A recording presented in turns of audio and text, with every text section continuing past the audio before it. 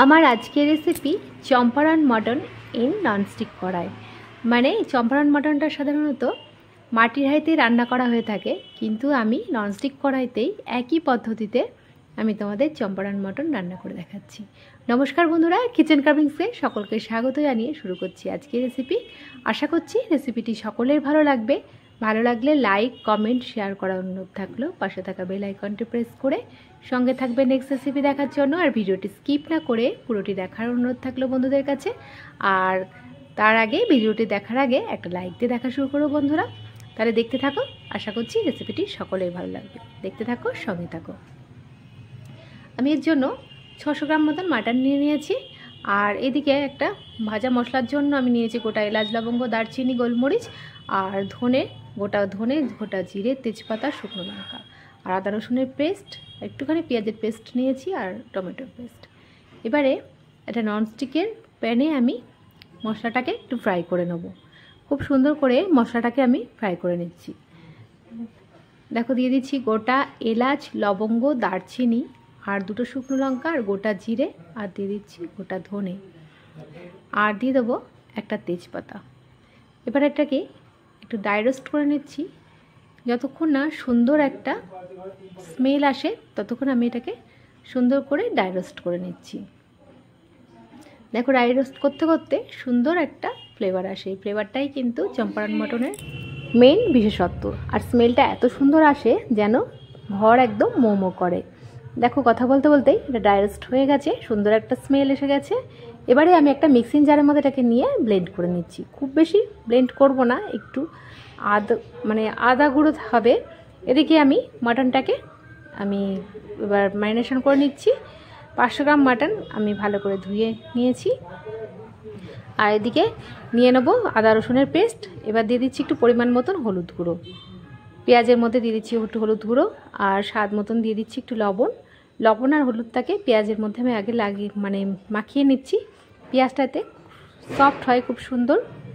তারপরে পেঁয়াজটাকে ভালো করে আমি ভালো করে মেখে নিয়ে এবারে আমি একটু তেল গরম করে নিচ্ছি। তেলটা একটু গরম করে নিয়ে এই মাটনটা করব আমি। আর এই ম্যারিনেশনের মধ্যে একটু গরম তেল আমি দেবো, আর এই গরম তেলটাতেই আমি রান্না করব। দেখো, এটা একটা বাটির মধ্যে আমি গরম তেলটাকে ঢেলে নিচ্ছি। তেলটা ঢেলে নিয়ে একটু ঠান্ডা করে নিচ্ছি। আর এদিকে তেলটা দেখো ঠান্ডা হতে হতে ততক্ষণ আমি মশলাগুলো অ্যাড করে দিচ্ছি। আদা রসুনের পেস্ট দিয়ে দিয়েছি, আর দিয়ে দেবো একটু পেঁয়াজ আমি অল্প করে ব্লেন্ড করে নিয়েছি, আর একটা গোটা টমেটো আমি ব্লেন্ড করে নিয়েছি। এদিকে দিয়ে দেবো 1 চামচ বড় চামচের জিরের গুঁড়ো আর 1 চামচ ধনের গুঁড়ো, আর দিয়ে দিচ্ছি ঝালের জন্য লঙ্কার গুঁড়ো। 2 চামচ লঙ্কার গুঁড়ো দিয়ে দিচ্ছি। একটু ঝাল ঝাল হলেই এটা ভালো লাগে। আর এদিকে গোটা এলাচ, লবঙ্গ, দারচিনি গোটা দিয়ে দিচ্ছি, একটা শুকনো লঙ্কা দিয়ে দিচ্ছি, একটা তেজপাতা দিয়ে দিচ্ছি, আর যে মশলাটা ব্লেন্ড করে রেখেছিলাম চম্পারন মটনের মেইন মশলা, সেটাকেও আমি দিয়ে ভালো করে পেঁয়াজটাকে আমি আগে ভালো করে মেখে নিচ্ছি। তারপরে মটনটাকে অ্যাড করছি। মটনটাকে আমি তো ধুয়ে একটু হালকা উষ্ণ গরম জলে মটনটাকে ধুয়ে নিয়েছি একবার। তারপরে একটু জলটা ছড়িয়ে আমি রেখে দিয়েছিলাম। এবারে দিয়ে দেবো এর মধ্যে গরম তেলটা একটু দিয়ে দিচ্ছি। দিয়ে এই কাঠের খুন্তির সাহায্যে নেড়ে নিচ্ছি। যেহেতু একটু গরম, তার জন্য আমি হাতটা দিচ্ছি না। এই খুন্তির সাহায্যে আমি আগে একটু নেড়ে নিচ্ছি। তারপরে আমি একটু পরেই ভালো করে হাত দিয়ে এটা ভালো করে মেখে নেবো। এটা যত বেশি ভালো করে মাখা হবে না, তত মাটনের স্বাদটা ভালো হবে, তত মাটনটা নরম হবে। এবার দেখো, আমি হাত দিয়ে ভালো করে মেখে নিচ্ছি। এই ম্যারিনেশন করা মাটনটাকে আমি 1 ঘন্টা রেখে দেবো। হাতে সময় কম থাকলে তোমরা এটা আধ ঘন্টাও রাখতে পারো। এবার আমি ঢাকনা দিয়ে দিচ্ছি 1 ঘন্টার জন্য। ফিরে আসছি 1 ঘন্টা পর। এবারে আমি এই গরম তেলটাই আগে একটু আলু ফ্রাই করে নেব। তোমরা চাইলে আলুটাকে পুরোপুরি স্কিপ করে দিতে পারো, কিন্তু মটনে আলুটা খুব ভালো লাগে। দিয়ে দিচ্ছি একটু স্বাদ মতন লবণ, আর দিয়ে দেবো হলুদ গুঁড়ো। হলুদ আর লবণটাকে আমি একটু ভালো করে তেলের সঙ্গে নেড়ে চেড়ে নিচ্ছি। কালারটা খুব সুন্দর আসে আলু ভাজার। এবারে আলুটাকে ভালো করে এপিট ওপিট করে লাল লাল করে ভেজে নেব। দেখো, আলুটাকে আমি 2 পিঠই লাল লাল করে ভেজে নিচ্ছি। তোমরা চাইলে আলুটা একদমই স্কিপ করে দেবে। দেখো আলুটার এক পিঠ ভাজা হয়ে গেছে, উল্টো পিঠটাও আমি একইভাবে ভেজে নিচ্ছি। এবারে আলুটা ভাজা হয়ে গেলে আমি তেল ঝরিয়ে একটা পাত্রের মধ্যে তুলে রাখবো। দেখো দু পিঠই ভাজা হয়ে গেছে আলুটা। এবার আমি তেল ঝরিয়ে একটা পাত্রের মধ্যে আলুটাকে তুলে নিচ্ছি। মাটনটা আলু দিয়ে রান্না করলে একটা আলাদাই স্বাদ আসে। আলুটা ভাজা হয়ে গেছে। এবার আমি তেল ঝরিয়ে হাতার সাহায্যে আমি তুলে নিচ্ছি একটা পাত্রের মধ্যে। পুরো আলুটাকে আমি তুলে নিলাম। এবারে এই তেলের মধ্যেই আমি দিয়ে দেবো ম্যারিনেশন করা মাটনটা দিয়ে দিচ্ছি। দিয়ে ভালো করে এবার আমি মটনটাকে কষিয়ে নেব। আর আমি এটা পুরো কষিয়ে কষিয়েই রান্না করব। ঝিমে আছে, লো টু মিডিয়াম ফ্লেমে ঝিমে আছে আমি এটা করব। আর দিয়ে দিচ্ছি বাকি তেলটা আমি দিয়ে দিলাম। আর একটাই ডিফারেন্স, দেখো রসুনগুলোও দিয়ে দিচ্ছি। একটাই ডিফারেন্স হচ্ছে এটা মাটির হাঁড়িতে দিয়ে মুখটাকে পুরো এয়ারটাইট করে দিতে হয়। আমি এটা এই ঢাকনা দিয়ে দিচ্ছি, আর একটা এই লবঙ্গ দিয়ে দিচ্ছি এয়ারটাইট হওয়ার জন্য। আর এই রসুনটা বন্ধুরা এতটাই ভালো লাগে, এটা গরম গরম ভাতের সঙ্গে এই রসুনটা দুর্দান্ত লাগে খেতে, দারুণ একটা স্মেল আসে গরম ভাতে। এবারে আমি একটু ভালো করে নেড়ে চেড়ে নিচ্ছি। আর দেখো কষাতে কষাতেই মশলা থেকে তেল ছেড়ে দিয়েছে। আর একটু লবণটা চেক করে দেখলাম একটু কম হয়েছিল, সামান্য একটু স্বাদ মতন লবণ দিয়ে দিয়েছি। এতটাই লোভনীয় হয় খেতে বন্ধুরা, আর দেখতেও দেখো কতটা লোভনীয় হয়েছে। এবার ভালো করে একটু নেড়ে চেড়ে নিচ্ছি। এবারে আমি একটু গরম জল অ্যাড করব। আর আলুগুলোকে আমি তার আগে অ্যাড করে দিচ্ছি।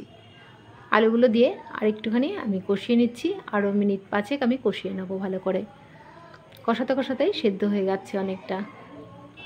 আর আমি তো যেহেতু এটা কোনো প্রেশার কুকার বা কোনো কিছু আমি ইউজ করছি না, তাই আমি এটা কষিয়ে কষিয়ে একদম ঝিমে আছে রান্না করি। আর দিয়ে দিচ্ছি চেরা কাঁচা লঙ্কা 6-7টা। তারপরেই ভালো করে আমি একটু নেড়ে ছেড়ে নিচ্ছি। এবারে আমি একটু ঢাকনা দিয়ে দিলাম মিনিট 10 জন্য। ফিরে আসি 10 মিনিট পর।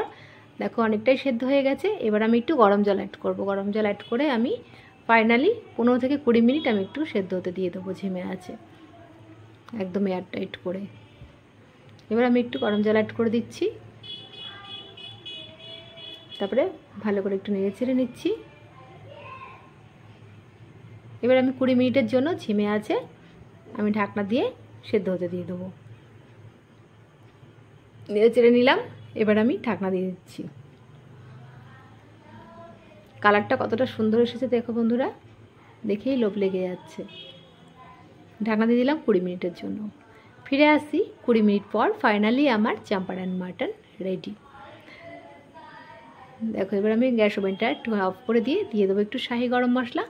আর হ্যাঁ, শাহি গরম মশলাটা না দিলেও চলবে, যেহেতু আমি স্পেশাল চাম্পারান মাটন মশলা চাম্পারান মশলাটা আমি রেডি করেছিলাম, তোমরা তো দেখিয়েছো, ওইটা দিলেই এনাফ। তবে একটু নামানোর আগে শাহি গরম মশলা দিলাম, এটা আরও বেশি ফ্লেভার আসে। তারপরে আমি এটা স্ট্যান্ডিং টাইমে রেখে দেবো 5 মিনিট ঢাকনা দিয়ে। তারপরে আমি এটাকে সার্ভ করে নেব। ফিরে আসছি 5 মিনিট পর। দেখো কতটা একদম পারফেক্ট এসেছে কালারটা, দেখেই জিভে জল চলে আসছে। এটা গরম গরম ভাত, রুটি, পরোটা, ফ্রাইড রাইস, পোলাও সব কিছুর সঙ্গেই দুর্দান্ত লাগবে। তোমরা অবশ্যই একবার বন্ধুরা এইভাবেই ননস্টিক কড়াইতেই চাম্পারান মাটন রেডি করে দেখবে। এই একই প্রসেসে দুর্দান্ত হবে খেতে, কেননা সবসময় তো মাটির হাঁড়ি আমাদের হাতের কাছে থাকে না। তাই এইভাবেই এই পদ্ধতিতে তোমরা চাম্পারান মাটন রান্না করে দেখবে, দুর্দান্ত লাগবে। আশা করছি রেসিপিটি সকলের ভালো লেগেছে। ভালো লাগলে লাইক, কমেন্ট, শেয়ার করার অনুরোধ থাকলো। আজকের মতন এইটুকুনি। ভালো থাকবে, সুস্থ থাকবে। ধন্যবাদ।